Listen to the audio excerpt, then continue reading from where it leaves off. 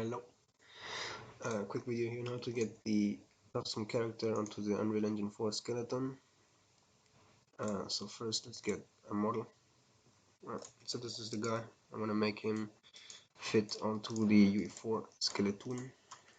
So if you get that guy, I've already exported from the engine and turned it into a .ma file.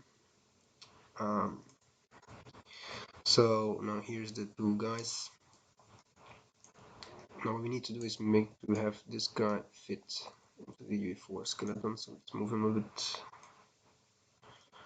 I think he's fine from the scale. I think I already adjusted it a bit. So let's go a bit more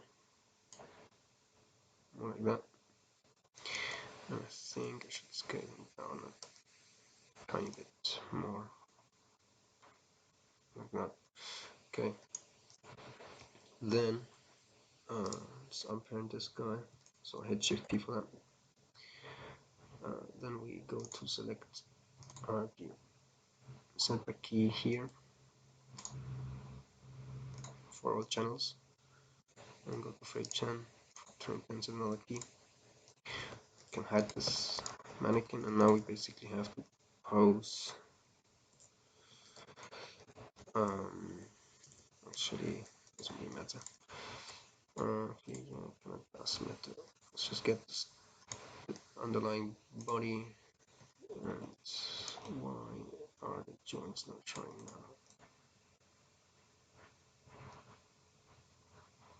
now? Okay, fuck it.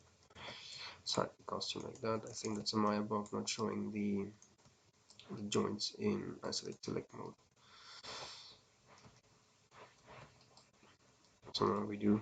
So we just pose these bones more or less in position.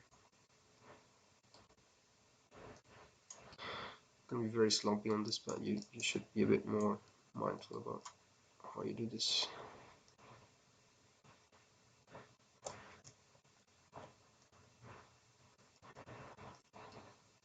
So you can kind of see here that his arms might be a bit too short. So technically, this is where you kind of have to, more or less put the model more into place than the skeleton.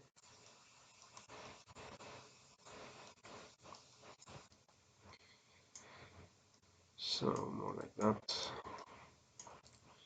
Using these kinds of tools, get that there.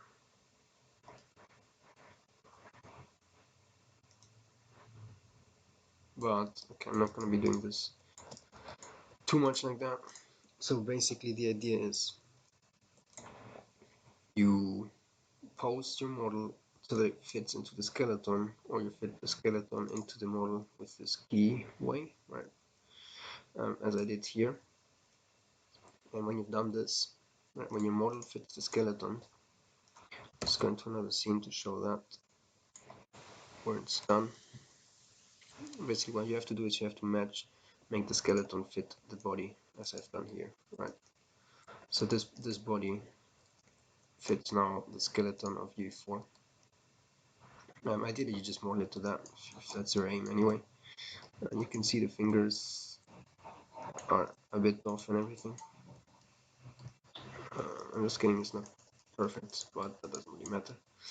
And then what you do, I'm gonna do it again here so you can see what's going on. In the SK mannequin, we also got this thing here, which has a skin cluster. So I'm just gonna make another copy of this thing so you can see from the default. Right, so that's an unskinned model now, and we have the mannequin on top of that. So what you can do is you can copy the skin from the mannequin to your other body by just selecting everything in the mannequin skeleton, then shift clicking your model, and then just going to skin, bind skin, just selected bones. Boom. Right, so now this guy is skinned to the same thing as the mannequin, but weights are horrible. So now we just go select the mannequin, shift select the guy, go to skin, copy skin weights, closest point, these settings are fine, apply, close. Right. Okay, and now we have a bit better weights to work with, right? So from here you can spend a bit more time fixing these weights. You don't need this guy anymore, but you can kind of see that the weights are quite horrible. And here's where I suggest you get something like NG Skin Tools.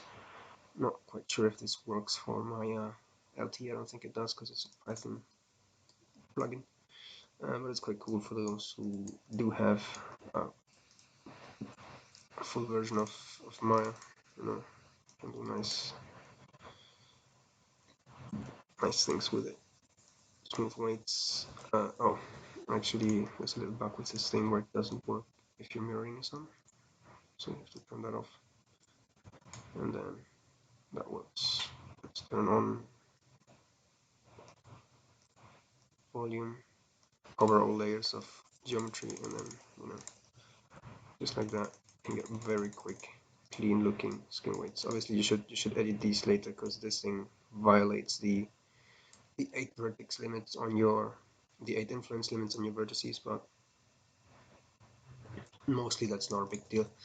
So now we messed up with this. Let's just go back to bind pose. Right, so that's our guy in there, and the mannequin skeleton works for this.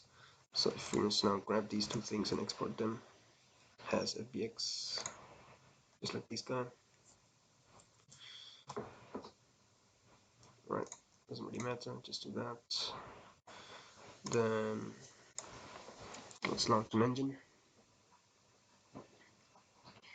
And then the next thing is just in-engine stuff, very simple. So once you get your thing working like this in the engine,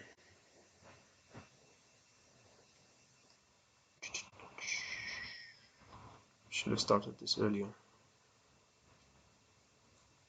Yeah, new project, third person, yes, whatever, start.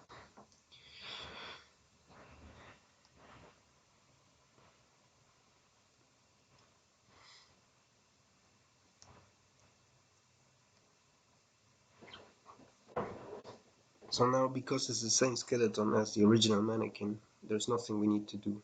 We don't have to retarget anything. We don't have to create a new blueprint, animation, whatever.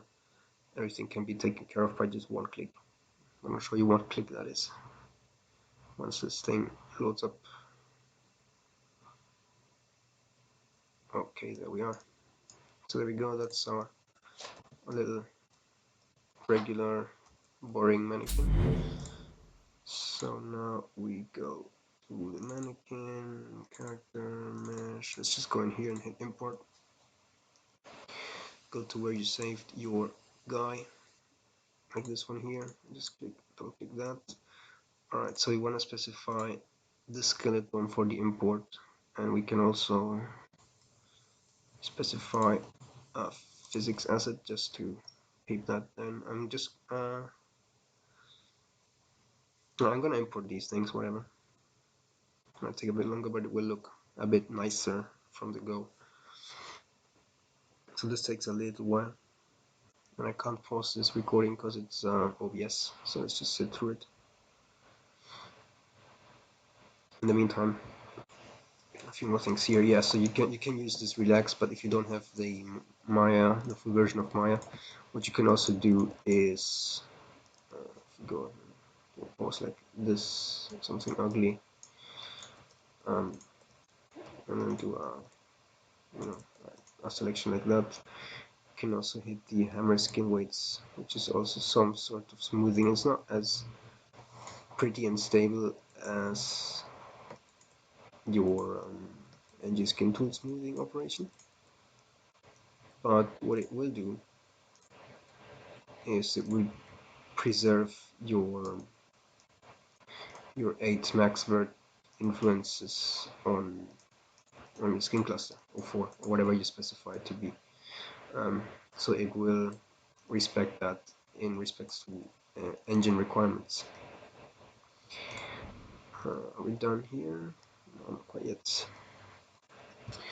So you do that, and also one thing you can always do, for example, if you like lost your pose or whatever, you can always click on the SK mannequin, the original U4 guy, and then go to skin, go to bind pose, and that will bring it back to the original pose.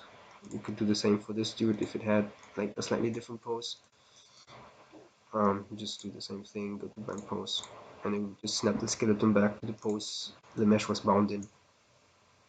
And that's one thing to, if you like messed up your piece when you were like playing around with these things, because you can do this 2 ways, but I would always match the mesh to the UE4 skeleton if you want to keep it that simple. If you want to go a bit more fancy, you do it the other way around to match your character design with the skeleton, but then that will require in-engine retargeting. So, okay, we're done. No smoothie group operation was found. I really don't give a crap. That's all fine. Okay, lots of shaders done, but whatever. So now we go to the third person blueprints, go to the character blueprint, select this mesh, and that's the one click we do. We switch it to that, compile and save, and if you play now, oh look at that weird little guy. Pretty much that's it. And that's how you do it. Now obviously the skinning is horrible, and the pose is kind of ridiculous when he runs, looks a bit weird. But that's basically the very simple essence of matching a custom character to the U4 mannequin. Anything more advanced than this would obviously require more work and everything. So that's pretty much it. Thanks for watching. See you soon. Bye.